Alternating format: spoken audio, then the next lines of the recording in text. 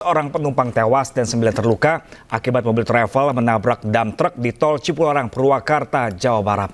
Sopir mobil travel diduga mengantuk. Saat ini untuk korban, petugas Jasa Marga dan PJR Tol Cipularang mengevakuasi penumpang minibus travel yang tewas di Tol Cipularang kilometer 77 sekitar wilayah Sadang, Purwakarta, Jawa Barat. Evakuasi korban sempat mengalami kesulitan karena badannya terjepit bagian depan minibus usai menabrak dump truck. Selain menewaskan satu penumpang minibus travel dan melukai 9 penumpang lainnya, kecelakaan ini mengakibatkan bagian depan minibus travel ringsek. Kecelakaan berawal saat kedua kendaraan melintas dari arah Bandung menuju Jakarta. Di lokasi kejadian, minibus travel yang berjalan di belakang dengan kecepatan tinggi menabrak bagian belakang dump truck. mobil Daitran itu travel itu menabrak belakang dari dump truck. Untuk dugaan sementara pengemudi Daitran ini mengantuk. Jadi mengantuk, dia sama-sama jalan dari Bandung arah ke Jakarta. Setiba di TKP, ini pengemudi Daitran ini mengantuk. Korban tewas maupun luka dibawa ke Rumah Sakit Abdul Rajak, Purwakarta. Sedangkan kendaraan minibus travel dan truk diamankan di Pul Derek Jasa Marga di depan gerbang tol Jatiluhur, Purwakarta. Kasus kecelakaan sudah dilimpahkan ke unit laka lantas Polres Purwakarta.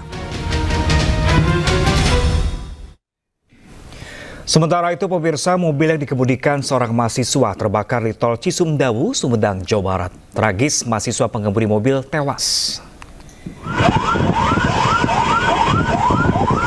Petugas unit damkar langsung menuju lokasi kecelakaan di tol Cisumdawu, Sumedang, Jawa Barat, berjibaku memadamkan kobaran api yang dikendari oleh mahasiswa berusia 19 tahun, warga Lembang, Kabupaten Bandung Barat.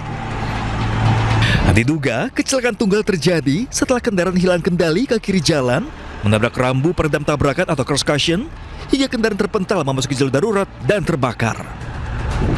Adanya kelalaian mengemudikan kendaraannya dengan kecepatan tinggi atau di batas maksimum. Kalau korban sendiri pada saat terjadi kecelakaan tersebut terpental kurang lebih kendaraan dengan posisi korban itu 2,5 meter.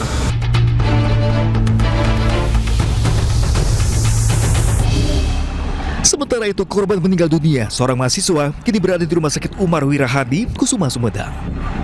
Dari Sumedang, Jawa Barat, Beben Heva, iNews melaporkan. Imbas proyek pembangunan jembatan wisata air Kalimalang di Kota Bekasi, Jawa Barat, Jalan Inspeksi Kalimalang ditutup selama 1 bulan lamanya. Untuk mengurai kemacetan akan diberlakukan sistem kontraflow.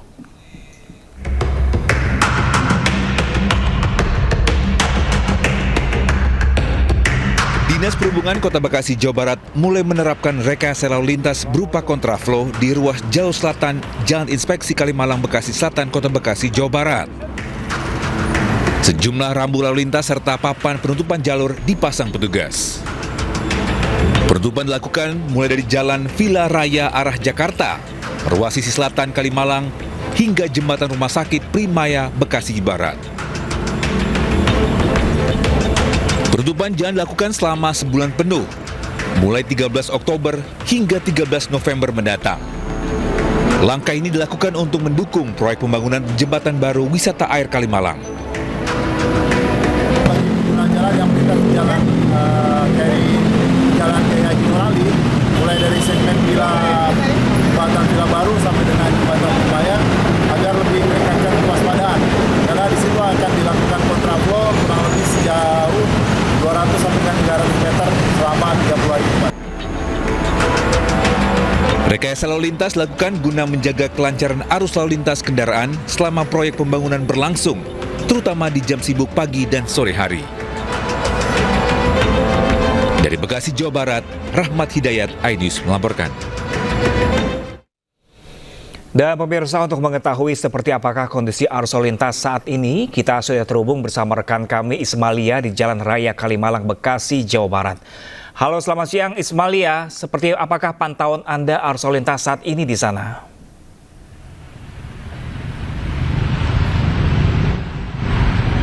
Ya, selamat siang Pram dan juga pemirsa. Kalau untuk pantauan di tempat kami melaporkan, tepatnya di Kalimalang sisi selatan, di Jalan Villa Raya, ini terpantau ramai lancar. Saya akan ajak Pram dan juga pemirsa untuk melihat bagaimana penutupan jalan ini. Ini bisa dilihat untuk Jalan Villa Raya. Ini dari arah Bekasi menuju Jakarta memang ditutup untuk pembangunan jembatan Kalimalang, Pram dan juga pemirsa. Dan ini nantinya dari Jalan Villa Raya, kendaraan dari arah Bekasi menuju Jakarta ini akan dialihkan menuju ke Jalan Kiai Haji Nur Ali, yang dimana memang di seberang sana, Pram dan juga pemirsa, ini memang biasanya hanya satu ruas jalan saja atau satu arah. Namun dikarenakan adanya penutupan ini jalanan dialihkan ke sana dan dimulai dari tempat kami melaporkan hingga ke jembatan Rumah Sakit Primaya Bekasi Barat. Ini akan dilakukan terus kontraflow selama 1 bulan dari tanggal 13 Oktober 2025 hingga tanggal 13 November 2025. Dan diberlakukannya kontraflow ini juga untuk menguraikan kemacetan atau untuk menyegerakan proyek ini segera jadi, Pram, supaya tidak terjadi kemacetan atau tidak terjadi hal-hal yang tidak diinginkan, Pram dan juga pemirsa. Dan untuk penutupan jalan ini sudah dimulai sejak sore kemarin, dan memang tadi kami bisa rangkumkan sedikit pada pukul 8 pagi ini jalanan di tempat kami melaporkan sudah mulai ramai, dan tadi cukup lengang di sekitar jam 9 dan jam 10, lalu di jam 11 lebih ini saat kami melaporkan ini terpantau cukup ramai, Pram. Mungkin ini memang jam untuk makan siang para pekerja, sehingga di jalan tempat kami melaporkan ini terpantau cukup ramai, namun tidak terjadi kepadatan atau kemacetan yang mengular, Pram. Dan di sini kami tadi juga tidak melihat adanya petugas di sini, namun di sini sudah diberitahukan ada pengumuman dan papan-papan pengumuman karena jalan ini ditutup dan dialihkan ke Jalan Kiai Haji Nur Ali. Dan untuk para pengendara yang hendak melintasi jalan di tempat kami melaporkan ini tetap dihimbau untuk tetap berhati-hati dan tetap mematuhi peraturan lalu lintas yang ada. Kembali ke Anda, Pram. Ya, melaporkan langsung dari jalur Kalimalang di Bekasi, Jawa Barat, Ismail Medasari. Terima kasih dan selamat bertugas kembali. Kita ke informasi selanjutnya, pemirsa. Geger benda diduga mirip bahan peledak ditemukan di galian septic tank di halaman kantor Pusat Kimia Farma di Sawah Besar, Jakarta Pusat. Benda tersebut mengeluarkan asap dan juga percikan api saat terkena benturan alat menggali.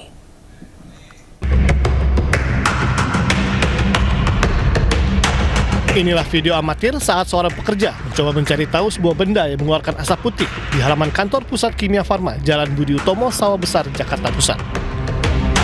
Beberapa kali disentuh menggunakan obeng, benda mencurigakan tersebut mengeluarkan percikan api. Khawatir benda tersebut bahan peledak, aparat Polres Metro Jakarta Pusat yang menerima laporan langsung mendatangkan tim Jihandak ke Polda Metro Jaya. Dari hasil pemeriksaan dengan mendatangkan petugas PLN, dipastikan benda tersebut bukanlah rangkaian kabel. Namun polisi belum bisa memastikan benda tersebut merupakan bahan peledak atau jenis lain yang mudah terbakar. Tukang sedang membangun septic tank. Kemudian ketika sudah sampai kedalaman sekitar 1 meter, ada sebuah benda yang kalau kena gesek itu kemudian mengeluarkan percikan api dan berasap. Itu kemarin, kemudian dibiarkan. Nah, hari ini ketika mau melanjutkan, ternyata memang benda tersebut itu masih berasap kecil. Mencegah terjadinya hal yang tidak diinginkan, benda mencurigakan tersebut akan dievakuasi oleh tim Gegana. Dari Jakarta, Rani Sanjaya, iNews melaporkan. Sementara itu, pemirsa, hujan disertai angin ribut menerjang Jember, Jawa Timur. Akibat peristiwa tersebut, bapak dan anak tewas tertimpa serumpun bambu.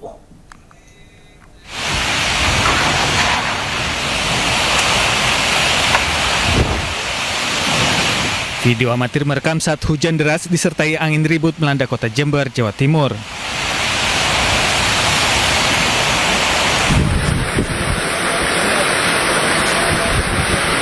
Dahsyatnya terpaan angin seakan memporak-porandakan rumah warga.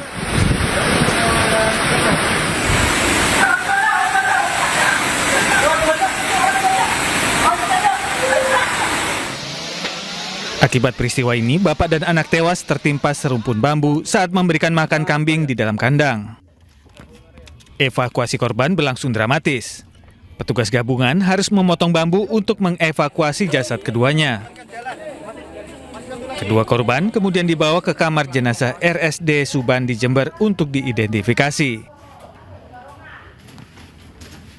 Usai diidentifikasi, jasad bapak dan anak ini dibawa keluarga untuk dimakamkan. Dari Jember, Jawa Timur, Bambang Sugiarto, iNews melaporkan. Gilang Kurniawan, suami dari Cindy Destananda yang tewas saat berbulan madu di Kabupaten Solok, Provinsi Sumatera Barat masih jalani perawatan intensif di rumah sakit. Ayah Gilang menyebutkan jika anak dan menantunya terpapar racun gas karbon monoksida.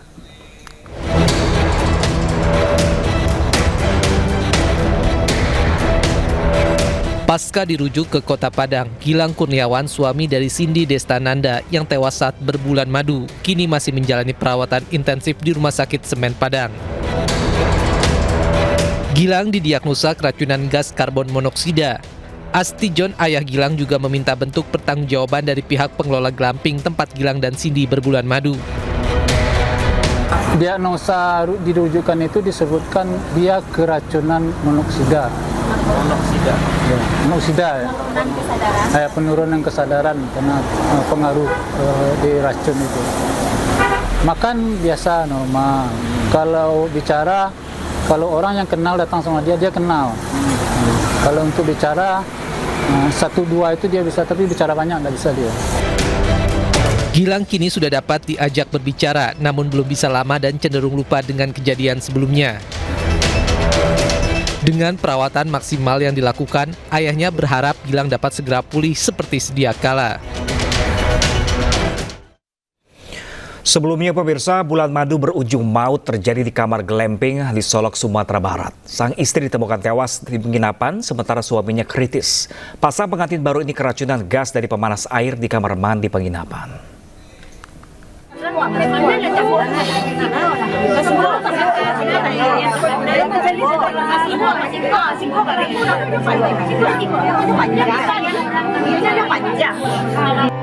Hanya bisa menangis pasrah, Gilang Kurniawan tak pernah menyangka istrinya Cindy Destananda meninggal secara tragis. Dengan tangan masih terpasang infus, Gilang terus mengelus wajah sang istri yang baru dinikahinya sepekan lalu. Walaupun tubuh masih lemas, Gilang tampak menguatkan diri mengantarkan sang istri ke liang lahat. Gilang tak pernah menduga pernikahannya dengan Cindy berlangsung singkat dan berakhir duka. Sebelumnya, keduanya berbulan madu di salah satu kamar glamping di Lembah Gumanti, Kabupaten Solok, Sumatera Barat. Baru semalam menginap, keesokan harinya pelayan kamar menemukan pasangan ini tidak sadarkan diri di dalam kamar mandi. Keduanya langsung dilarikan ke Puskesmas Alahan Panjang. Naas, nyawa Cindy tidak tertolong. Perempuan 28 tahun itu meninggal di perjalanan. Sementara sang suami berhasil selamat namun dalam kondisi kritis. Polisi langsung menggelar olah tempat kejadian perkara. Dari visum luar, tidak ditemukan tanda kekerasan di tubuh korban. Dugaan sementara, keduanya menjadi korban keracunan gas karbon monoksida dari pemanas air di kamar mandi berbahan bakar gas LPG. Untuk mengetahui penyebab kematian korban, kita belum bisa memastikannya. Karena dari pihak medis belum bisa memastikan atau menyimpulkan apa penyebab meninggalnya korban ini. Hingga kini polisi masih menyelidiki penyebab pasti kematian korban. Dari Solok, Sumatera Barat, Budi Sunandar, iNews melaporkan.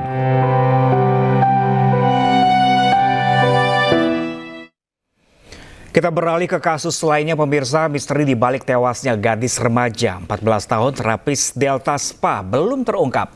Polisi masih menunggu hasil autopsi jasad korban yang ditemukan tewas di lahan kosong di Pejaten, Jakarta Selatan.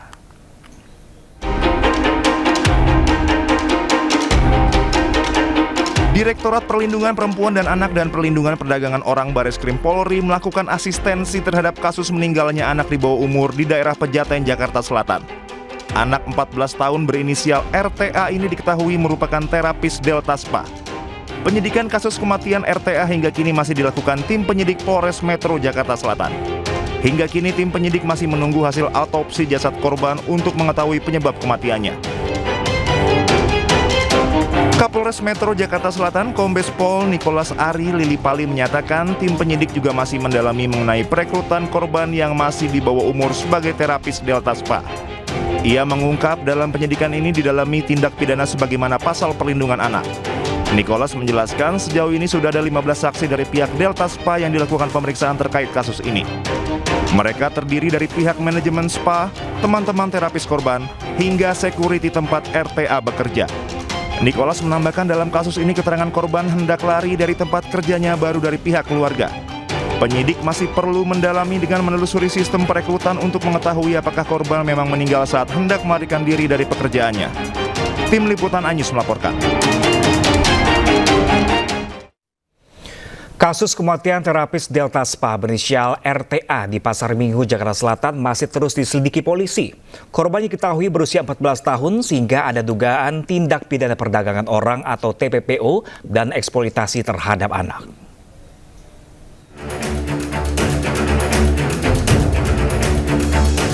Kematian terapis Delta Spa di Jakarta Selatan masih menimbulkan tanda tanya. Hingga kini, penyelidikan tentang penyebab kematian korban masih dilakukan oleh polisi. Polisi mengatakan ada saksi yang mendengar teriakan wanita sebelum jasad korban ditemukan. Selain itu, polisi juga telah mengantongi sejumlah fakta terkait kasus ini. Fakta pertama adalah rekaman CCTV yang memperlihatkan kegiatan korban sebagai terapis di Delta Spa sebelum akhirnya ditemukan tewas di lahan kosong. Dalam kamera terungkap, korban sempat bolak-balik ke kamar mandi mes khusus terapis. Fakta selanjutnya adalah laporan dari kakak korban ke polisi. Kakak korban melaporkan adanya dugaan eksploitasi korban yang masih berusia 14 tahun oleh Delta Spa. Korban juga sempat curhat pada keluarga bahwa ingin segera keluar dari tempat kerjanya di Delta Spa, namun terhalang denda 50 juta rupiah. Polisi telah memanggil manajer Delta Spa untuk diperiksa, terutama soal rekrutmen korban di masa awal bekerja di Delta Spa. Selain polisi, dugaan eksploitasi juga telah didalami oleh Komisi Perlindungan Anak Indonesia. KPAI akan berkoordinasi dengan polisi untuk mendalami berbagai informasi penunjang untuk mengungkap dugaan eksploitasi pada korban. Polisi juga membantah informasi yang mengatakan bahwa korban meninggal dunia dalam keadaan hamil. Polisi memastikan korban tidak dalam keadaan hamil saat meninggal dan ditemukan di lahan kosong. Di Jakarta, Tim Liputan iNews melaporkan. Ya pemirsa, lagi-lagi kasus perundungan merenggut nyawa siswa di Grobogan, Jawa Tengah. Sejumlah pelajar saksi kematian korban diperiksa dan jalani wajib lapor ke Polres Grobogan. Pihak sekolah meminta maaf atas kurangnya pengawasan.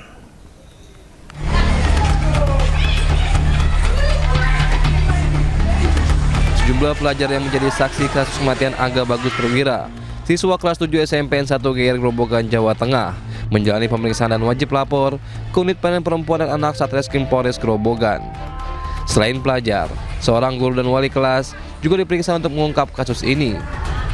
Duel antara korban dan pelaku terjadi pada Sabtu siang 11 Oktober lalu saat jam istirahat sekolah.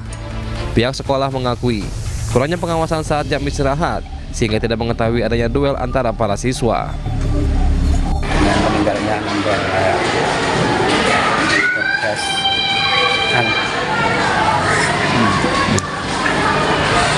setelah merasa sangat kehilangan meninggal seperti ini, kami prihatin banget sampai kejadian ini menimpa sekolah kita. Karena sekolah kita juga sudah melaksanakan kegiatan anti perundungan sosial sudah kami laksanakan mulai tahun 2012. Tapi yang anak-anak ini kan siswa baru kelas 7. Rencananya bulan ini kita sosialisasi. Belum gerakan sudah.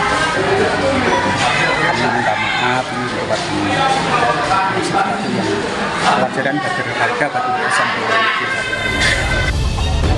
Aga Bagus Perwira tewas setelah berduel dengan teman sekolahnya.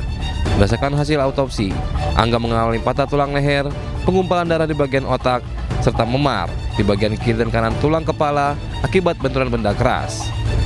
Perkelahian Angga dengan temannya terjadi lantaran korban tak tahan atas aksi perundungan terhadap dirinya. Dari Grobogan, Jawa Tengah, Rustam Nusantara, iNews melaporkan. Pemirsa, wahana permainan ombak ayun di Pasar Malam di Purworejo, Jawa Tengah roboh, 10 orang terluka. Wahana roboh akibat tiang utama penyangga patah.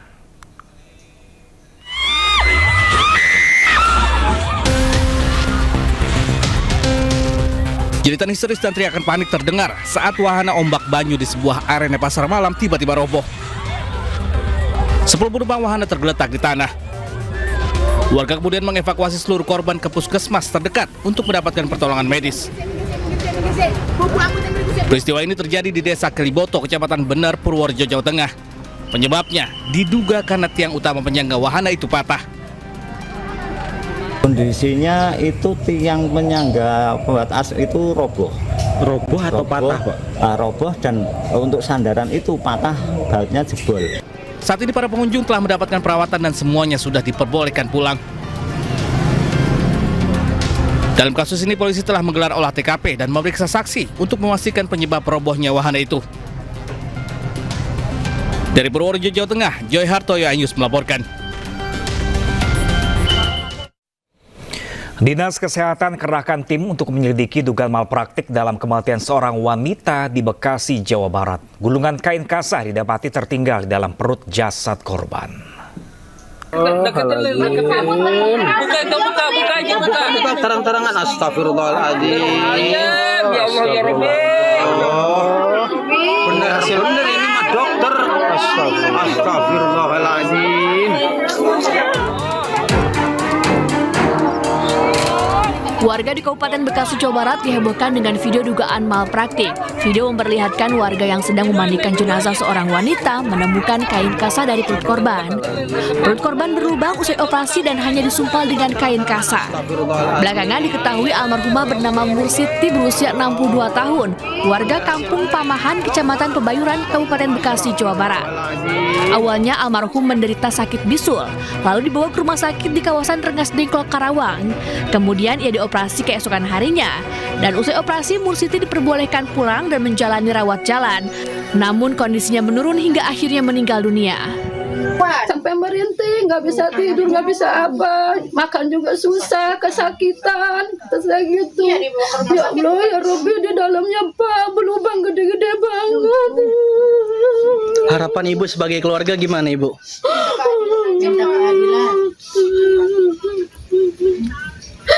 Ya Allah, kalau ingat terbayang lubangnya itu, ya Allah. Sampai gede banget. Sebagai anaknya saya minta keadilan, Pak. Saya mau diadili seadil-adilnya. Orang tua saya dibawa ke rumah sakit bukan disembuh. Saya panjangin. Ya Allah. Ini dokter kayak gini. Dokter kayak gini. Saya baru nemu ini. Oh, kan dilarangan 2 itu 2. Dilarangan 2 itu dilarangan. Pihak keluarga dan perangkat desa sempat mendatangi pihak rumah sakit. Ya, dalam rangka ke rumah sakit itu sifatnya mendampingi ya, Pak. Mendampingi atas dasar ada temuan-temuan setelah almarhum ini meninggal. Contohnya di kain kasa yang sudah viral lah di medsos lah. Terus saya dan keluarga itu ke rumah sakit terkait masalah pertanyaan keluarga. Itu yang menanyakan keluarga, saya sifatnya mendampingi. Pihak rumah sakit menyatakan luka bekas operasi yang ditutup kain kasa telah sesuai prosedur. Rencananya pihak rumah sakit akan menjahit luka bekas operasi Senin mendatang, namun ajal terlebih dahulu menjemput Mursiti. Tim kami sudah turun tadi dipimpin oleh Pak Dr. Laude, Kabid Yankes beserta jajarannya. Mungkin ada lintas kabin juga, urusan sekalian, monitoring sama termasuk evaluasi juga di sana di Hastin. Intinya mencari tahu bagaimana atau seperti apa kejadian sebenarnya. Apakah yang dituduhkan itu benar apa enggak? Nanti setidaknya setelah tim kami pulang dari Dengklok, kemudian baru bisa kita putuskan. Dan tadi mengenai masalah singgung malpraktek itu pun tidak bisa kita menyatakan itu malpraktek sebelum belum diperiksa oleh dulu namanya MKEK, Majelis Kehormatan Etik Kedokteran. Hingga kini belum ada keterangan resmi dari pihak rumah sakit. Sementara jasad Mursiti telah dimakamkan pada Sabtu siang di tempat pemakaman keluarga yang tak jauh dari rumah duka. Dari Kabupaten Bekasi, Jawa Barat, Ahmad Jauhar Lutfi, iNews melaporkan. Kita ke informasi lain pemirsa, tim Disaster Victim Identification Polda Jawa Timur berhasil identifikasi 2 jenazah santri korban robohnya pondok pesantren Al-Khozini di Buduran Sidoarjo. Jumlah korban teridentifikasi total jadi 55 orang dari 67 kantung jenazah yang diterima posko DVI Polda Jatim.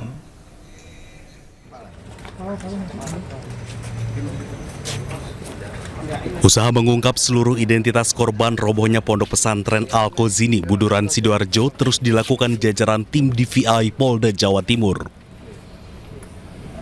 Senin petang, tim DVI Polda Jawa Timur kembali berhasil mengidentifikasi 2 jenazah. Proses identifikasi tetap dilakukan melalui beberapa metode, diantaranya pencocokan DNA, data medis, serta properti yang ditemukan pada jenazah. Sampai dengan hari ini, tim gabungan telah berhasil mengidentifikasi total 55 korban dari 67 kantong jenazah yang diterima. Sampai saat ini dari data antemortem yang melaporkan hilang yaitu 63 korban, masih tersisa 8 orang yang belum ditemukan dari antemortem, dan di kamar jenazah kami masih ada 9 kantong jenazah. Kedua jenazah tersebut selanjutnya diserahkan ke pihak keluarga untuk dimakamkan. Lebih lanjut, tim DVI akan terus berusaha secepat mungkin untuk mengungkap sisa 9 kantong jenazah termasuk body part yang saat ini masih berada dalam ruang penyimpanan jenazah posko DVI Rumah Sakit Bayangkara Polda Jawa Timur. Dari Surabaya, Rahmat Ilyasan, iNews melaporkan. Pasca ambruknya bangunan pondok pesantren Al-Khozini, BNPB sebut hanya 25.000 unit bangunan fasilitas pendidikan di Indonesia yang benar-benar dinyatakan aman dari bencana. Padahal jumlah total bangunan fasilitas pendidikan di Indonesia mencapai hampir dari 500.000 unit.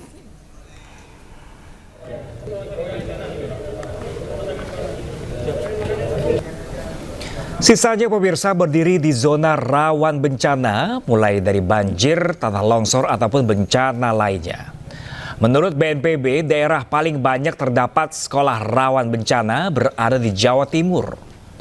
Terkait kasus Al-Khozini, BNPB menyebut faktor sosial menjadi salah satu penyebab ambruknya bangunan pondok pesantren.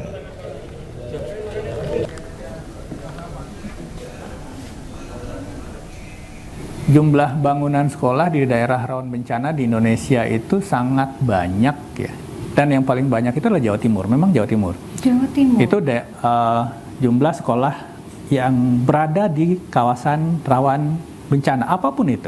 Jangankan untuk membuat bangunan itu tahan bencana, tahan gempa, bahwa tanpa ada bencana pun ini satu bangunan fasilitas pendidikan bisa ambruk karena itu. Sebenarnya kan yang menjadi permasalahan itu bukan faktor teknis sebenarnya, tapi faktor sosial. Ada santri yang juga ikut membangun, merupakan bagian dari budaya gotong royong, tapi mungkin bukan budaya gotong royong pada proporsi yang tepat gitu ya. Artinya mungkin tidak ada ahli yang mengerti bagaimana membangun struktur gedung yang memang harus tahan jika dipakai. Pemerintah kaji ulang opsi pembangunan pondok pesantren menggunakan APBN. Fokus pemerintah saat ini adalah mendata seluruh ponpes di Indonesia dan menguji aspek keselamatan bangunan.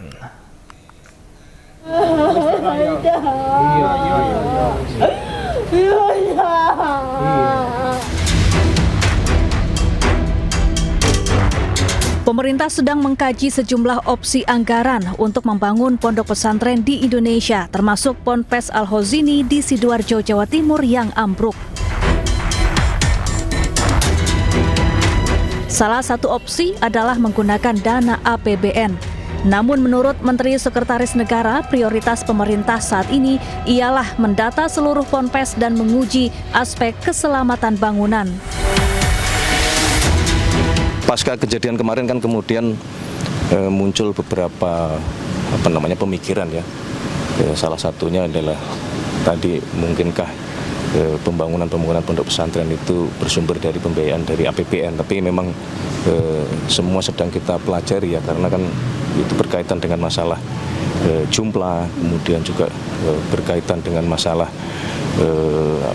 perkembangan, apakah kemudian pondok pesantren yang sekarang eksis yang menjadi prioritas, ataukah ke depan misalnya ada pembangunan pondok-pondok yang baru. Nah, itu sedang dicoba dipelajari ya. Sebelumnya, Menteri Pekerjaan Umum Dodi Hanggodo menyebut pembangunan ulang gedung Ponpes Al-Khozini yang ambruk akan menggunakan dana APBN. Kalau soal anggaran, insya Allah cukup lah. Insya Allah cuma dari APBN, tapi tidak menutup kemungkinan nanti kalau juga ada bantuan dari swasta kita pasti juga akan terima. Cuma di sementara waktu dari APBN.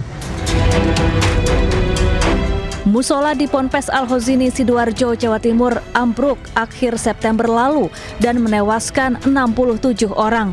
Lemahnya konstruksi bangunan diduga jadi penyebab tragedi ini dan menuai sorotan publik.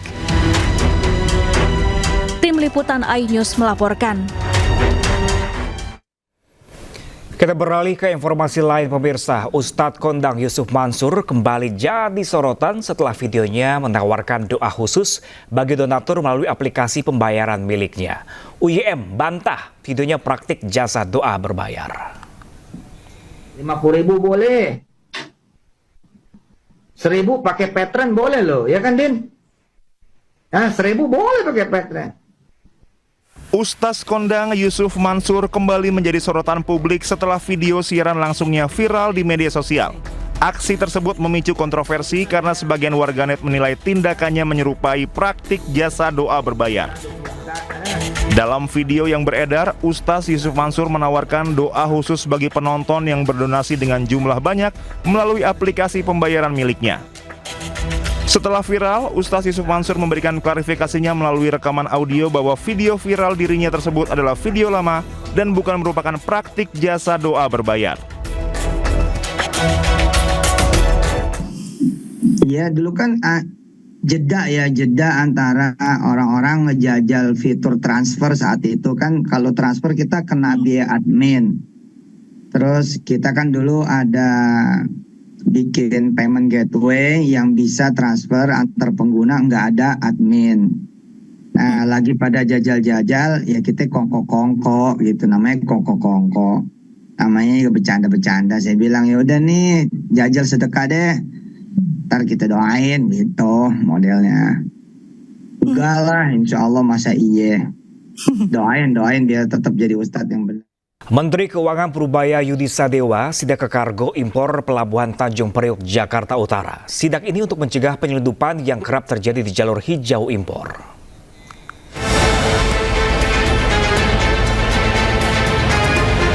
Menteri Keuangan Purbaya Yudi Sadewa bersama dengan Inspektur Jenderal Kementerian Keuangan datang ke Pelabuhan Tanjung Priok, Jakarta. Ia melakukan sidak di jalur hijau kepabeaan kargo impor Pelabuhan Tanjung Priok. Jalur hijau menjadi target Purbaya dalam sidak kali ini. Pasalnya, Purbaya pernah menyatakan keinginan untuk mengecek jalur hijau kargo impor untuk memberantas barang ilegal impor yang masuk ke dalam negeri. Nggak ada. Saya cuma cek aja, pengen tahu hijau itu hijau bener apa enggak. Jangan-jangan hijau dalamnya merah. Tapi akan saya minta mereka cek secara random, secara reguler. Tapi nggak semuanya dicek. Tapi jangan sampai jalur hijau jadi tempat orang mengundurin barang yang harusnya lewat jalur hijau. Dalam inspeksi mendadak itu, Purbaya sempat memeriksa satu kontainer milik perusahaan Cina. Kontainer itu berisi pakan ternak sebanyak 560 kantong dengan nilai 1,2 miliar rupiah. Purbaya akan menyiapkan saluran khusus pengaduan pada Direktorat Jenderal Bea dan Cukai untuk meminimalisir penyimpangan yang terjadi pada impor. Dari Jakarta, Tim Liputan iNews melaporkan. Selain melakukan sidak, Menteri Keuangan Purbaya juga menolak bayar utang kereta cepat Indonesia-Cina pakai dana APBN. Menurutnya, proyek kereta cepat bukan tanggung jawab pemerintah, melainkan urusan BUMN di bawah Danantara.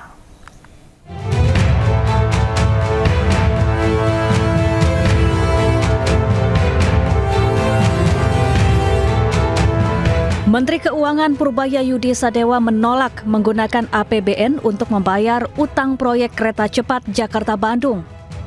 Purbaya menyatakan proyek kereta cepat Indonesia-Cina bukan tanggung jawab pemerintah, melainkan urusan BUMN. Saya belum dihubungi untuk masalah itu, Mbak. Nanti begitu ada saya di jumpa pers yang mingguan deh saya kasih tahu update-nya seperti apa. Yang jelas sekarang saya belum dihubungin tentang masalah itu. Tapi kalau ini kan kayak sisi di bawah Danantara kan ya. Kalau di bawah Danantara kan mereka udah punya manajemen sendiri, udah punya dividen sendiri yang rata-rata setahun bisa 80 triliun atau lebih. Harusnya mereka manage dari situ, jangan ke kita lagi. Sementara itu, Menteri Sekretaris Negara Prasetyo Hadi menyebut pemerintah sedang mencari skema jalan keluar untuk membayar utang KCIC. Gus bukan salah satu pembahasan malam ini. Tapi beberapa waktu yang lalu juga sudah dibicarakan untuk diminta mencari skema supaya beban keuangan itu bisa dicarikan jalan keluar gitu. Karena faktanya kan juga bus kemudian juga menjadi salah satu moda transportasi yang sekarang sangat membantu aktivitas seluruh masyarakat, mobilitas dari Jakarta maupun ke Bandung dan seterusnya. Proyek kereta cepat Jakarta-Bandung atau WUSH jadi sorotan karena beban utangnya mencapai 116 triliun rupiah. Super Holding BUMN Danantara tengah mencari cara meringankan pembiayaan proyek ini termasuk opsi meminta dukungan dari APBN. Meski hingga kini belum ada permintaan resmi dari Danantara kepada Kementerian Keuangan. Tim Liputan iNews melaporkan. Dana reses anggota DPR naik hampir 2 kali lipat dari 400 juta rupiah menjadi 702 juta rupiah per anggota dewan. Publik menilai kenaikan anggaran dana reses tidak masuk akal.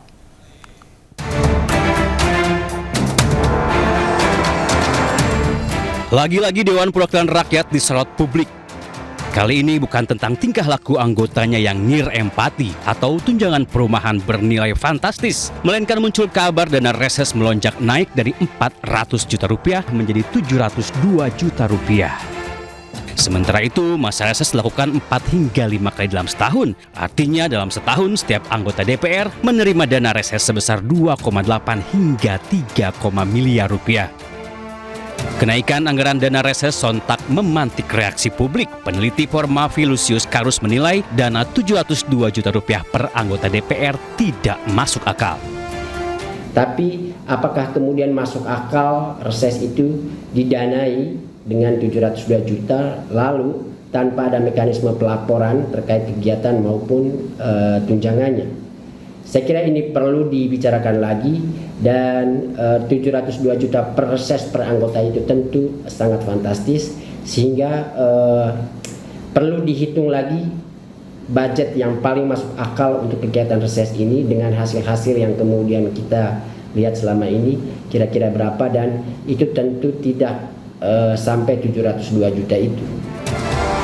Sementara Wakil Ketua MPR RI Edi Suparno enggan berspekulasi mengenai isu kenaikan dana reses. Ia menyerahkan hal itu kepada Sekretariat Jenderal DPR RI.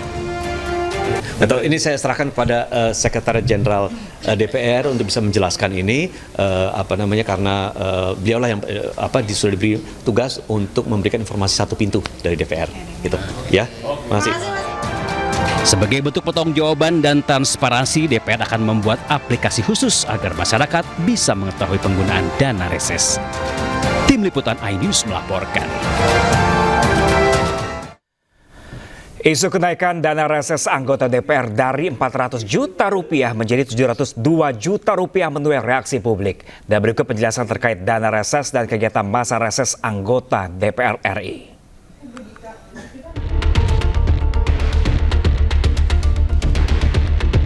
Masa reses adalah kunjungan kerja anggota DPR ke daerah untuk menyerap aspirasi masyarakat. Masa reses berlangsung 4 hingga 5 kali dalam 1 tahun. Sementara dana reses adalah anggaran untuk membiayai kegiatan operasional kunjungan kerja anggota DPR, seperti pertemuan tatap muka. Pada periode 2019 hingga 2024, dana reses sebesar 400 juta rupiah per anggota dewan. Sementara pada periode 2024 hingga 2029, dana reses naik hingga 702 juta rupiah per orang, atau naik 76%. Dalam 1 tahun, setiap anggota DPR mendapat dana reses 2,8 hingga 3,5 miliar per anggota dewan. Kita ke informasi selanjutnya pemirsa. Pelapor dugaan ijazah palsu Jokowi, Roy Suryo, dapat salinan ijazah Jokowi dari KPU Jakarta. Ijazah Jokowi tersebut digunakan saat Jokowi daftar jadi gubernur Jakarta.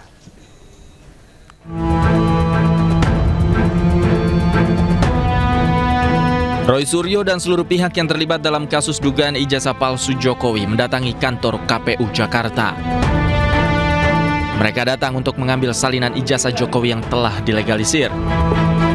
Hasilnya, pihak KPU Jakarta telah menyerahkan salinan ijazah Jokowi seperti yang diminta oleh Roy Suryo CS. Jadi yang saya tunggu itu tinggal satu lagi, Pak. Pertanyaan tadi, yaitu adalah salinan ijazah terlegalisir tahun 2005 dan 2010. Semoga nanti kita mendengar dengan adanya tekanan publik, maka Komisi Informasi Jawa Tengah segera mengadakan sidang. Ya, alhamdulillah. Udah tadi. Udah nih. Sudah. Enggak, maksud saya gini. Ya, alhamdulillah hari ini untuk kedua kalinya kami mendapatkan salinan resmi ya dari berkas yang pernah dipakai. Kali ini adalah dipakai oleh Joko Widodo ketika mengikuti Pilkada DKI Jakarta tahun 2012 ya.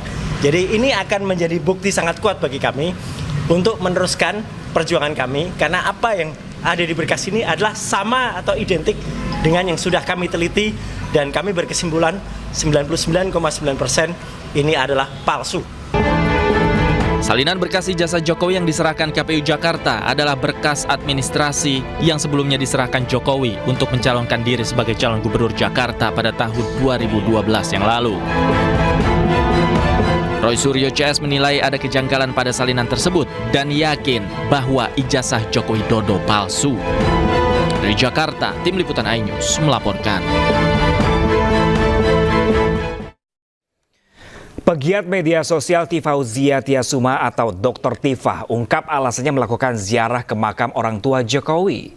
Sementara Wakil Presiden Gibran Rakabuming Raka mengucapkan terima kasih atas perhatian Dr. Tifa yang melakukan ziarah kubur ke makam kakek dan juga neneknya.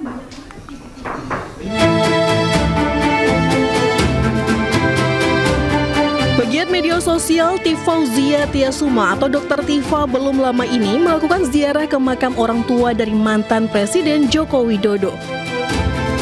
Dr. Tifa mengaku kunjungan ke makam tersebut sebagai bahan dari penelitian yang tengah ia laksanakan. Makam, ya itu kan sebetulnya termasuk bagian dari kami untuk melakukan pengumpulan data ya terkait dengan jejak masa lalu Joko Widodo. Itu sebenarnya ada buku kedua kami ya.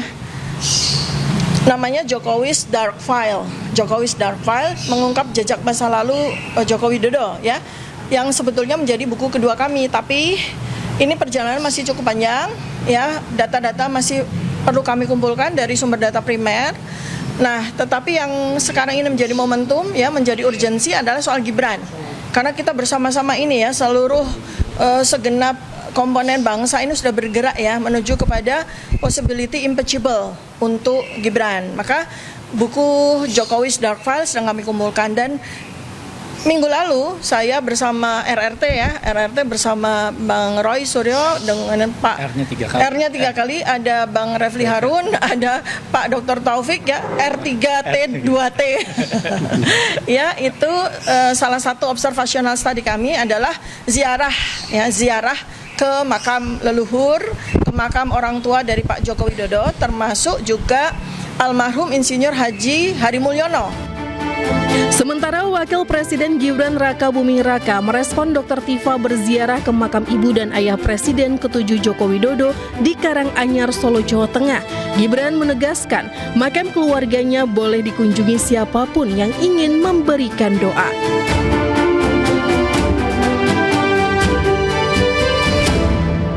Wakil Presiden Gibran Rakabuming Raka menolak minta maaf dan mundur dari Wakil Presiden Republik Indonesia. Sehingga gugatan 125 triliun rupiah terhadap Gibran tersebut dilanjutkan.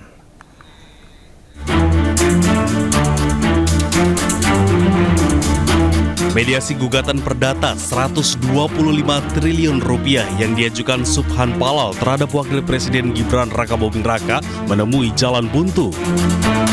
Dari hasil mediasi disebut Gibran diwakili kuasa hukumnya menolak kabulkan tuntutan Subhan untuk meminta maaf dan mundur dari Wakil Presiden Republik Indonesia. Saya menyarankan dua. Di dua persyaratan itu, satu minta maaf, kedua mundur dari jabatannya masing-masing. Tapi itu nggak bisa dipenuhi, itu aja. Dua-duanya tidak mau, Pak. Ya dua-duanya tidak memenuhi persyaratan apa yang saya minta. Minta maaf. Sebelumnya Subhan menggugat Wakil Presiden Gibran Rakabuming Raka dan KPU karena dinilai melakukan perbuatan melawan hukum karena ada sejumlah syarat calon Wakil Presiden yang tidak terpenuhi. Penggugat pun meminta majelis hakim mengadili dan menuntut Gibran membayar 125 triliun rupiah ke negara. Pengadilan Negeri Jakarta Selatan menolak pra-peradilan Nadiem atas putusannya kuasa hukum siapkan bukti baru untuk meringankan ex-Mendikbudristek tersebut. Mengadili, 1. Menolak permohonan pra-peradilan pemohon, 2. Membebankan kepada pemohon untuk membayar biaya perkara sejumlah nihil. Demikianlah diputuskan pada hari Senin tanggal 13 Oktober 2025 oleh Ketut Darmawan SH, Hakim Pra-Peradilan pada Pengadilan Negeri Jakarta Selatan. Hakim Tunggal I. Ketut Darmawan menilai penetapan tersangka Nadiem Makarim sesuai prosedur dan sah secara hukum. Terkait putusan ini, kuasa hukum Nadiem akan mempersiapkan beberapa alat bukti yang bisa meringankan Nadiem di pokok perkara nanti. Sekali lagi bahwa proses peradilan ini baru membuktikan administrasi daripada penetapan tersangka, sebagaimana tadi juga sudah ditetapkan. Nah, dengan demikian maka kami sebagai penasihat hukum Pak Nadiem akan mempersiapkan ya alat-alat bukti yang tentunya akan memberikan pembuktian secara substansial nantinya di dalam pemeriksaan pokok perkara. Sementara itu, keluarga Nadiem akan menghormati proses hukum. Ibunya menyebut Nadiem adalah orang yang jujur. Mesti ngomong apa saya? Hasil peradilan ini hasil keputusan ini tentu saja sangat menyedihkan, mematahkan hati kami sebagai orang tua Nadiem ya.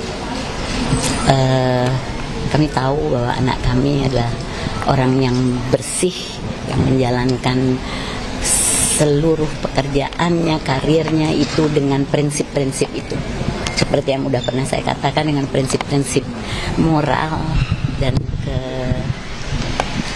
kejujuran dan kebaikan yang teguh untuk nusa dan bangsa. Untuk nusa dan bangsa.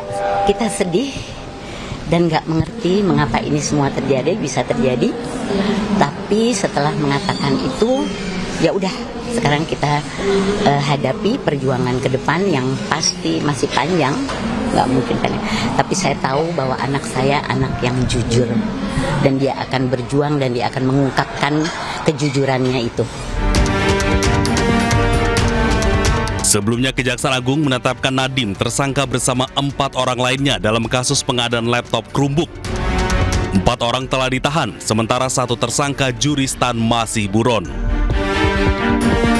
Adapun kerugian negara mencapai 1,9 triliun rupiah.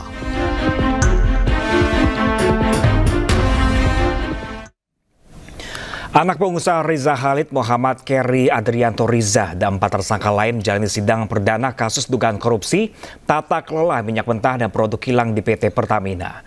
Kasus ini diduga rugikan negara hingga 285 triliun rupiah. Anak pengusaha Riza Khalid sekaligus beneficial owner PT Navigator Khatulistiwa Muhammad Keri Adrianto Riza tiba di Pengadilan Tipikor pada Pengadilan Negeri Jakarta Pusat Senin pagi. Adrianto bersama 4 tersangka lainnya dari pihak swasta, yakni Direktur Utama PT Pertamina International Shipping Yoki Firnandi, VP Feedstock Management PT Kilang Pertamina Internasional Agus Purwono, Komisaris PT Navigator Khatulistiwa sekaligus Komisaris PT Jenggala Maritim Dimas W.H. Spati, dan Komisaris PT Jenggala Maritim dan Direktur Utama PT Orbit Terminal Merak, Gading Ramadan Judo, menjalani sidang perdana tindak pidana korupsi tata kelola minyak mentah dan produk kilang di PT Pertamina. Sidang perdana ini beragendakan pembacaan dakwaan jaksa penuntut umum terkait tindak pidana korupsi yang diperbuat dan dilakukan para terdakwa di klaster swasta yang diduga menyebabkan kerugian negara mencapai 285 triliun rupiah. Kejaksaan Agung sudah menetapkan 18 tersangka dalam perkara ini. Dalam penyidikan Kejaksaan Agung, Adrianto bersama tersangka lainnya disebut telah melakukan pemufakatan jahat dalam kegiatan pengadaan impor minyak mentah oleh PT Kilang Pertamina Internasional dan produk kilang oleh PT Pertamina Patra Niaga. Pemufakatan ini diwujudkan dengan mengatur proses pengadaan impor minyak mentah dan produk kilang yang seolah-olah dilaksanakan sesuai ketentuan. Salah satunya dengan pengondisian pemenangan broker yang telah ditentukan dan menyetujui pembelian dengan harga tinggi yang tidak memenuhi persyaratan. Viral ribut di atap rumah dan informasinya terkait dengan dua pria yang berkelahi di atap rumah warga di kawasan Ancol Selatan, Jakarta Utara. Pria yang hendak menagih utang malah diteriaki maling hingga kabur dikejar warga ke atap rumah.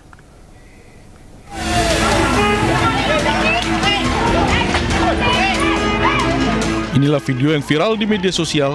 Seorang pria bergulat dengan sejumlah warga di atap rumah yang berada di kawasan Ancol Selatan, Tanjung Priok, Jakarta Utara. Pria berinisial AS babak belur setelah dikeroyok warga. Arif Sugiono, pengurus RW 7, mengatakan sebelumnya AS datang ke kawasan rumah warga untuk mencari seseorang yang berhutang kepadanya. Namun orang dicari tidak berada di tempat, malah bertemu dengan seorang mantan rekan kerja yang pernah berselisih dengannya. Pertemuan itu pun memicu adu mulut dan kemudian saling pukul. Di tengah keributan, warga berteriak maling dan mengejar pelaku hingga menaiki atap rumah warga. Setelah berhasil ditangkap, AS diserahkan ke pihak kepolisian. Bagian ribut itu, kita bawa, kita enak Pak orangnya. Kita rangkul, negosiasi, ayo turun. Sebelumnya itu ada suara teriakan maling-malingnya Pak? Sebelumnya ada teriakan maling-maling dari situ awalnya. Hingga kini, kepolisian dari Mapolsek Tanjung Priok masih terus melakukan penyelidikan terhadap kasus ini. Dari Jakarta, Rizky Falufi, iNews melaporkan.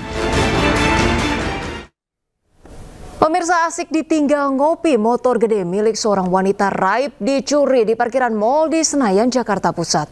Moge seharga 250 juta rupiah itu ditemukan polisi di mal di Bekasi, Jawa Barat.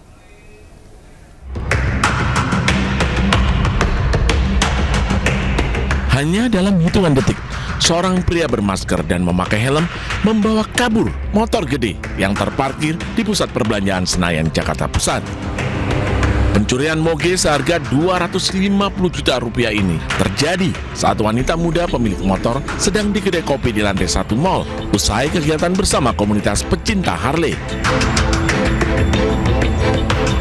Saat hendak pulang ke rumah, korban mendapati moge miliknya yang tidak dikunci stang telah raib. Berbekal rekaman CCTV, polisi mendatangi sebuah mal di Bekasi, Jawa Barat. Moge tersebut didapati disembunyikan di antara barisan kontainer. Kami mendapatkan informasi dari masyarakat bahwa sepeda motor ini diparkir di lahan parkir yang disembunyikan di antara kontainer. Sehingga kami dapatkan sepeda motor ini kembali bersama dengan korbannya, melihat sendiri tanpa ada kekurangan satupun di sepeda motor ini. Untuk pelaku kami sudah identifikasi, kami akan lakukan pengembangan untuk mengungkap kasus ini dengan segera. Polisi kini memburu pelaku pencurian motor gede yang identitasnya sudah diketahui.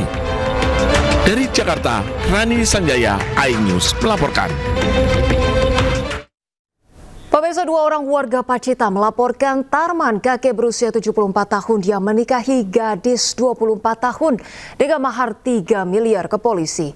Tarman diduga memberikan mahar cek palsu dan melakukan penipuan serta meresahkan warga. Saya nikahkan Sela Arika dengan mas kawin cek senilai 3 miliar rupiah.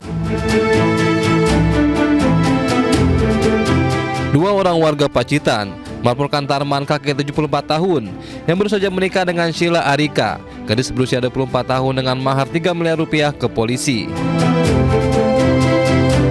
Tarman melakukan tes dugaan mahar cek palsu serta tindakan meresahkan warga Kecamatan Bandar Pacitan karena Tarman diduga melakukan penipuan.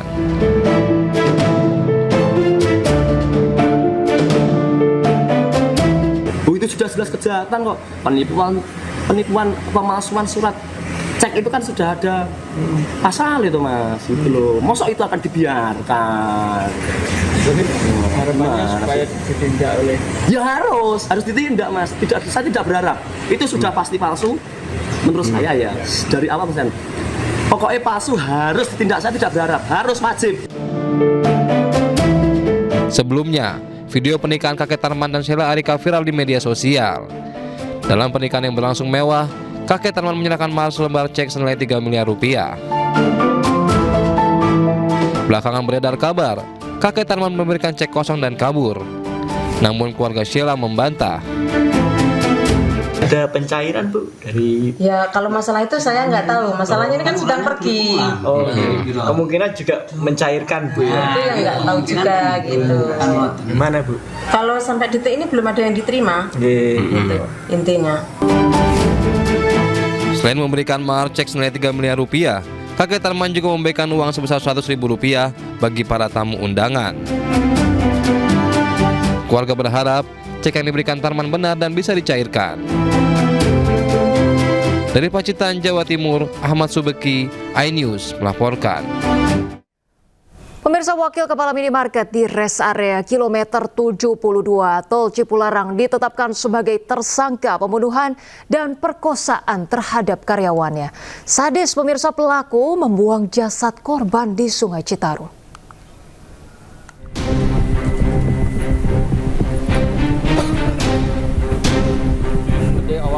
Setelah melalui serangkaian penyidikan, Satreskrim Polres Purwakarta akhirnya menetapkan Herianto, Wakil Kepala Toko Minimarket di Res Area Kilometer 72 Tol Cipularang, Purwakarta sebagai tersangka. Karena telah terbukti membunuh dan melakukan kekerasan seksual terhadap bawahannya, Dina Oktaviani. Sedangkan 2 orang lainnya yang turut diamankan polisi karena membantu saat membuang mayat masih berstatus saksi. Karena dalam penyidikan sementara keduanya belum ditemukan keterkaitan dalam kejahatan yang dilakukan tersangka. Yaitu tersangka yang merupakan pelaku utama, ya, dan yang 2 orang lainnya saat ini kami masih dalam proses penyidikan lebih lanjut. Apakah ada perbuatan melawan hukum yang dapat diterapkan ataupun dikenakan sanksi kepada yang bersangkutan, ataukah hanya sebagai status sebagai saksi? Berdasar hasil olah TKP di rumah pelaku dan di lokasi pembuangan mayat korban, diketahui kejahatan pembunuhan dan perkosaan dilakukan di rumah pelaku. Pelaku kemudian meminta bantuan rekannya untuk membuang mayat di Jembatan Merah Sungai Citarum, Jatiluhur, Purwakarta. Dari Purwakarta, Jawa Barat, Irwan Saputra, iNews melaporkan. Pemirsa, seorang supir ojek online di Sampang, Jawa Timur luka bakar setelah menjadi korban begal yang dilakukan penumpangnya. Sepeda motor korban raib digasak pelaku.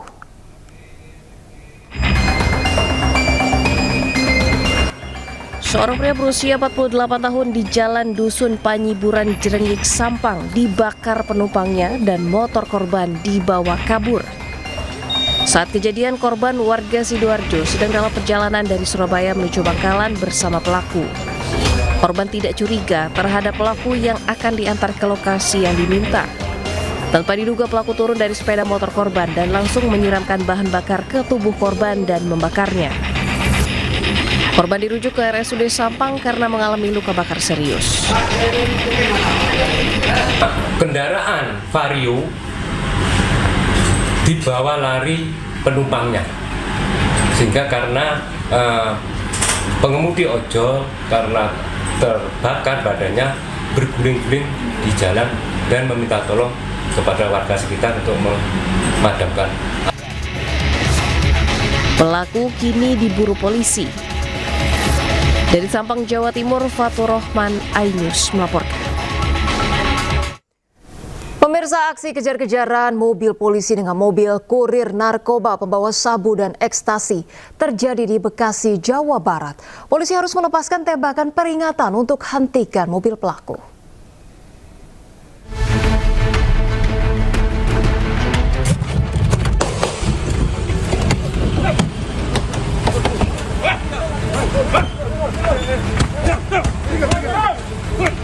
Inilah detik-detik penangkapan dua kurir narkoba di Jalan Cefes Hill, Ciantra, Kecamatan Cikarang Selatan, Kabupaten Bekasi, Jawa Barat.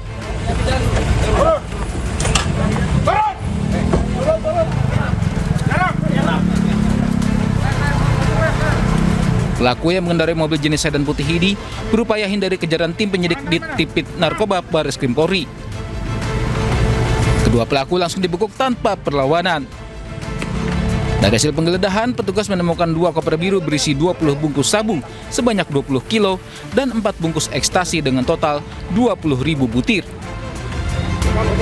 Penangkapan ini merupakan hasil penyelidikan panjang sejak awal Oktober setelah polisi mendapatkan informasi masuknya narkotika dari Malaysia ke wilayah Cikarang. Kedua tersangka dijanjikan upah 50 sampai 100 juta rupiah oleh seseorang berinisial AY yang saat ini dalam pengejaran petugas jika berhasil terjual. Kedua tersangka bersama barang bukti saat ini sudah dibawa ke Direktorat Narkoba Bareskrim Polri untuk penyelidikan lebih lanjut. Tim Liputan iNews melaporkan. Pemirsa, ratusan warga menjadi korban penipuan dilakukan oleh seorang ibu rumah tangga dengan modus mengaku marketing bank swasta. Korban yang tertipu mencapai 449 orang dengan total kerugian sekitar 85 juta rupiah.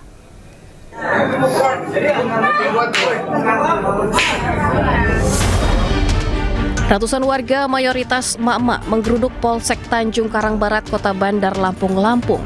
Mereka datang untuk memastikan seorang perempuan berinisial PYH, 47 tahun yang diduga menipu ratusan korban telah ditangkap. Tersangka PYH menjalankan aksi penipuannya dengan mengaku sebagai marketing bank.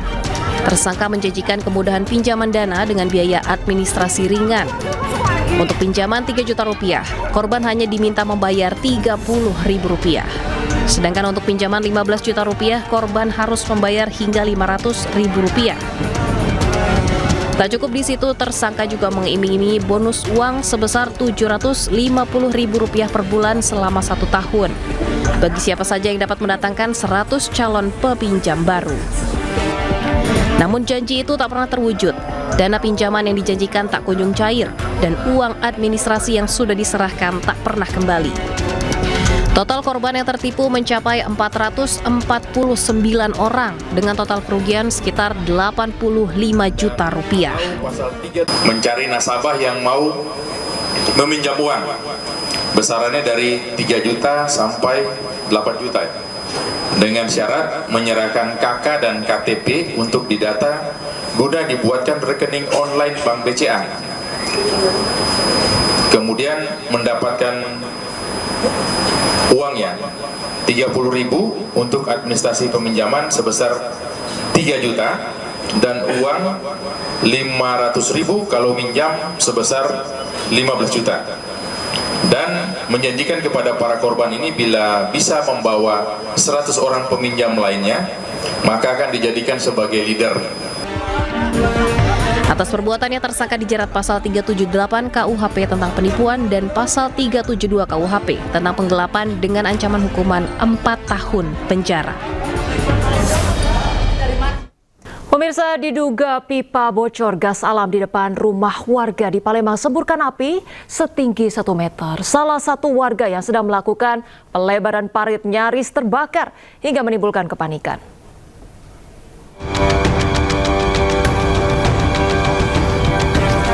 Warga lorong perguruan Kecamatan Pelaju, Palembang, Sumatera Selatan dikejutkan dengan munculnya semburan api dari depan rumah warga. Peristiwa berawal saat warga sedang melakukan pelebaran parit dengan cara menghancurkan jalan menggunakan mesin bor. Saat sedang mengebor jalan yang keras, api setinggi 1 meter tiba-tiba menyembur dari dalam parit dan nyaris membakar seorang warga. Diduga api muncul lantaran pipa gas alam bocor terkena percikan api saat warga sedang mengebor jalan. Api dapat dipadamkan warga dengan alat seadanya. Petugas Sarana Pembangunan Palembang Jaya yang mendapat laporan datang ke lokasi dan memperbaiki pipa yang bocor. Yo, itu kan gasnya sudah bocor. Tapi kan karena pakai jack tadi jack itu kan ada apinya belakang. Maka dia nyamber itu. Kalau selain dekatnya api itu dia ada nyamber itu. Ini juga sudah bocor kan. Makanya kepada percikan api itu. Warga meminta instansi berwenang rutin melakukan perawatan pipa lantaran peristiwa serupa sudah 2 kali terjadi. Dari Palembang, Sumatera Selatan, Muhammad David, iNews melaporkan. Pemirsa, tak terima polisi tidur yang dibuatnya ini dibongkar pihak kelurahan. Seorang warga di Medan cekcok dengan lurah setempat. Bahkan warga nekat mendorong lurah hingga masuk ke dalam parit. Berapa banyak kendaraan yang bocor di sini ngelapor sama kantor lurah gara-gara ini? Siapa yang bocor? Nggak ada yang bocor. Orang datang ke kantor lurah, Pak. Udah, jangan. Udah. Ya, Pak, saya lurah, Pak. Jadi kalau lurah kenapa? Seorang warga dan lurah Perintis terlibat cekcok di Jalan Madupuro, Kecamatan Medan Timur, Kota Medan. Keributan dipicu usai pembongkaran polisi tidur tanpa izin yang dilakukan pihak Kelurahan Perintis. Ini jalan umum. Tiba-tiba warga yang geram langsung mendorong lurah hingga terjebur ke dalam parit. Pelaku berinisial A diketahui sudah membuat resah warga lainnya karena memasang polisi tidur dari ban bekas dan berpaku di jalan tersebut. Ada perlawanan dari yang memasang itu, karena menurutnya itu dipasang di depan rumah dia, padahal itu bukan, itu di jalan umum Pak, di fasilitas umum, di jalan dipasang. Nah, kita melakukan pembersihan, ada perlawanan, terjadi sedikit perdebatan, terjadilah pendorongan saya sehingga saya masuk ke dalam drainase atau dalam parit tadi. Kini pelaku sudah diamankan dan masih menjalani pemeriksaan di Mapolsek Medan Timur. Dari Medan, Sumatera Utara, Aminur Rasid, iNews melaporkan. Pemirsa, Dinas Lingkungan Hidup Jakarta menghadirkan layanan bulky waste, yakni layanan antar jemput sampah ukuran besar secara gratis. Melalui layanan ini, pemirsa, masyarakat bisa mengajukan penjemputan sampah ukuran besar untuk nantinya diolah menjadi kompos. Dan berikut liputan jurnalis iNews Amrina Rida dan juru kamera Rizky Yulianto. Ya, bagi Anda warga Jakarta yang mungkin selama ini kesulitan untuk membuang sampah ukuran besar, terutama perabotan-perabotan rumah yang sudah tidak terpakai dan juga ukurannya cukup besar seperti kasur ini, jangan khawatir karena dari pihak Dinas Lingkungan Hidup Jakarta ini menyediakan layanan yang bernama bulky waste, di mana warga Jakarta dapat mengajukan permohonan untuk pihak DLH Jakarta menjemput sampah-sampah seperti ini agar nantinya bisa dibuang. Nah, salah satu layanan ini juga dimanfaatkan oleh warga Jakarta. Ini ada di sebelah kami yang bernama Ibu Fiska. Ya, selamat pagi Ibu. Gimana kabarnya Bu? Alhamdulillah baik. Oke, Ibu, ini kami melihat di belakang ada kasur yang ukurannya cukup besar. Ini kalau boleh tahu, apakah ini memang mau dibuang atau seperti apa nih Bu? Itu kebetulan mau saya buang. Oke, saya buang. Nah, ini kan kalau boleh tahu tadi Ibu cerita mengikuti layanan bulky waste, mengajukan permohonan agar kasur yang ukuran besar ini dijemput. Seperti apa sih Bu prosesnya? Mungkin Ibu bisa jelasin ke kita. Prosesnya sebenarnya sangat gampang ya. Kita cukup membuka websitenya DLH Jakarta, terus melakukan permohonan.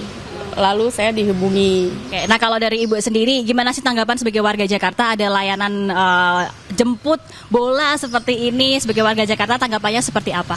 Saya sih sangat senang sekali ya, karena ini di-fund secara ukuran besar, tidak bisa diangkut oleh sampah reguler. Jadi agar tidak mencemari lingkungan Jakarta. Terima kasih Ibu Fiska atas waktunya. Nah, pemirsa, seperti yang tadi disampaikan oleh Ibu Fiska bahwa dari pihak Dinas Lingkungan Hidup Jakarta ini menyediakan layanan yang bernama bulky waste, yang mana masyarakat ataupun juga warga Jakarta khususnya bisa mengajukan permohonan via website agar nanti pihak DLH Jakarta langsung jemput bola, menjemput sampah-sampah ukuran besar ataupun misalnya perabotan rumah yang besar seperti ini untuk nantinya dibawa ke TPS ataupun juga ke saringan sampah. Nah, kalau untuk ini adalah kasur yang ukurannya memang cukup besar, nanti akan dibawa menggunakan bak mobil seperti ini dan nanti akan dibawa ke saringan sampah di TB Simatupang untuk nantinya dicacah dan juga didaur ulang menjadi bagian-bagian yang lebih kecil sehingga lebih ramah lingkungan. Tentunya kita harapkan agar nanti banyak masyarakat yang lebih banyak berpartisipasi agar kebersihan di kota Jakarta ini semakin terjaga. Dari Jakarta, Amrina Rida, Rizky Yulianto, iNews melaporkan. Pemirsa, di tengah efisiensi subsidi transportasi, Pemprov Jakarta pastikan tarif MRT dan LRT tidak akan naik. Dari hasil kajian, tarif saat ini masih sesuai kemampuan ekonomi warga Jakarta.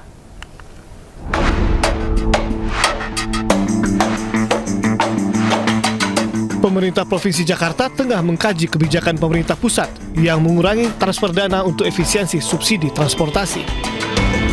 Menurut Kepala Dinas Perhubungan Jakarta, Syafrin Liputo, dari 3 moda transportasi yang ada di Jakarta, tarif MRT dan LRT Jakarta dipastikan tidak akan mengalami kenaikan. Saat ini untuk MRT Jakarta masih terdapat subsidi Rp6.000 per penumpang. Angka ini masih sesuai dengan skema subsidi transportasi yang telah ditetapkan pemerintah daerah. Sementara untuk bus Transjakarta, tarifnya belum ada perubahan sejak 2005 lalu, yakni masih bertarif Rp3.500 per penumpang. Padahal pada 20 tahun terakhir, upah minimum provinsi meningkat 6 kali lipat. Tarifnya Rp7.000, sehingga subsidi tahun 2024 rata-rata per pelanggan itu sekitar Rp6.000. Dan ini masih masuk dari sisi perhitungan kita. Jadi tidak ada kenaikan tarif MRT dan LRT. Untuk Transjakarta, ini jika kita melakukan studi, tarif itu terakhir ditetapkan tahun 2005. 2005 itu 20 tahun yang lalu, 3.500. Kemudian jika kita melihat angka upah minimum provinsi pada saat itu dengan saat ini, itu 6 kali lipatnya. Untuk MRT Jakarta sendiri, tarif per penumpang tanpa subsidi seharusnya berada di angka Rp32.000 untuk perjalanan dari Bundaran HI Lebak Bulus. Namun kini tarif yang dibayarkan hanya Rp14.000. Strategi yang dilakukan MRT Jakarta untuk menambah pendapatan adalah dari sumber lain, seperti kerjasama penambahan stasiun, penyewaan ruang komersil dan retail, serta pengembangan aktivitas digital dan media.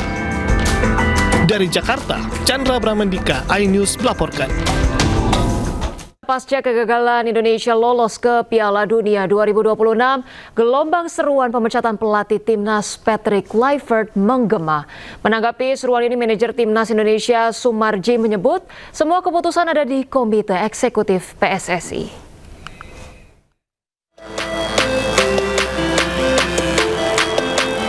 Patrick Kluivert gagal membawa Timnas Indonesia lolos ke Piala Dunia 2026.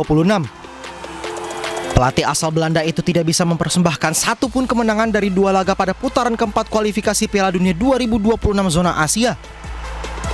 Hasil ini juga membuat Indonesia menutup fase ini sebagai juru kunci di grup B tanpa satupun poin. Akibat catatan buruk ini, gelombang seruan pemecatan Patrick Kluivert ramai terdengar. Bahkan di media sosial sudah ada tagar atau hashtag Kluivert out.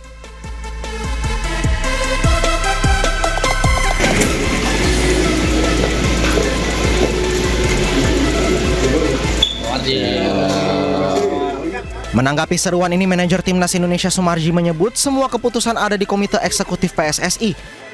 Namun dirinya juga mengatakan akan memberi keterangan sejelas-jelasnya di hadapan para exco. Ya, kalau saya ditanya soal itu, ya, saya akan laporkan itu nanti ke rapat exco. Ya, saya akan laporkan terperinci. Kekurangannya apa, tentu nanti supaya itu diputuskan dalam rapat. Dengan raihan buruk ini, Patrick Kluivert dan tim pelatih kini berada di ujung tanduk seiring dengan tidak percayanya publik dengan tim kepelatihan Timnas Indonesia. Kita ke informasi lainnya, pemirsa. Satuan Tugas Penertiban Kawasan Hutan Satgas PKH ini menyita lebih dari 4.000 meter kubik batang pohon hasil penebangan liar di Gresik, Jawa Timur. Penebangan liar tersebut menyebabkan kerugian negara hingga Rp239 miliar.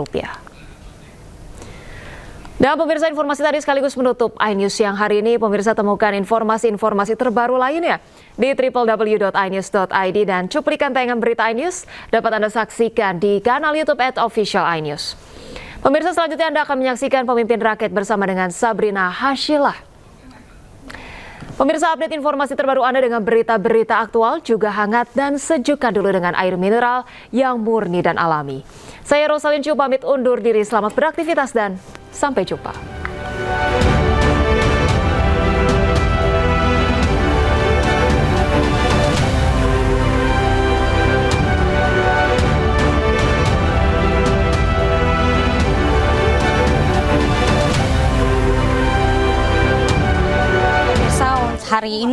saat ini dari Satgas PKH telah memperlihatkan hasil pengamanan dari bukti illegal logging yang terjadi dari PT BRN, dan ini barang bukti dari Pulau Mentawai, Sumatera Barat. Selanjutnya lebih jelasnya kita sudah bersama dengan Ketua Pelaksana Satgas PKH yaitu Bapak Febri. Halo Bapak boleh?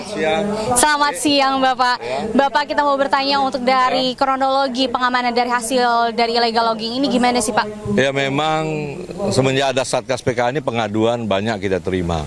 Nah salah satunya ada pengaduan yang kita terima dari Kepulauan Mentawai. Itu persisnya di Kecamatan Siporang.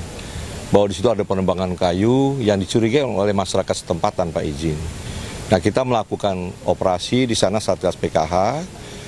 Nah tindakan kita ya melakukan pengamanan alatnya karena itu kan digunakan untuk kejahatan.